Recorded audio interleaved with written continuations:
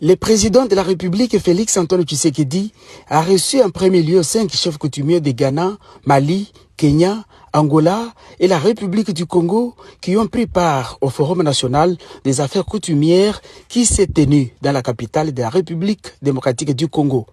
Au terme de leur séjour, les chefs traditionnels ont dit leur soutien au chef de l'État dans sa lutte pour la paix totale en RDC.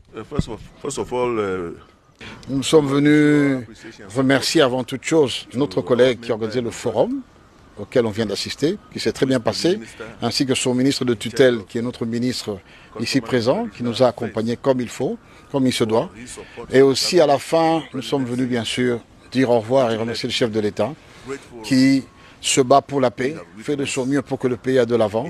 Et on lui a amené un cadeau spécial du Ghana, dont le léopard est au cœur du tissu qu'on appelle kanté, fait à la main au Ghana, et qui veut dire que le pouvoir coutumier est avec la RDC, sur tout le continent, et que le Ghana doit savoir que nous sommes ensemble. Le président doit être rassuré et être courageux.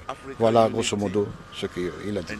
En second lieu, le président de la République a reçu une délégation de peuples autochtones qui lui a également remis quelques insignes traditionnels symbolisant sa victoire face à l'ennemi du pays. Si nous sommes venus aujourd'hui pour lui remercier, pour lui rendre hommage de la réussite de la guerre de l'Est. Il vient de gagner une bataille significative et nous lui avons amené l'aigle. L'aigle qui signifie un oiseau qui a la sagesse, qui vole très haut et capable de relever les défis.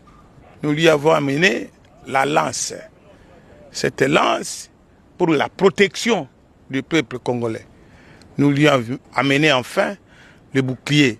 Les boucliers pour le rassemblement. Le président Félix Tshisekedi a salué l'engagement des autorités traditionnelles dans la préservation des valeurs culturelles et la résolution des conflits locaux. Il les a encouragés à jouer leur rôle de médiateurs et de relais entre l'État et les communautés de base.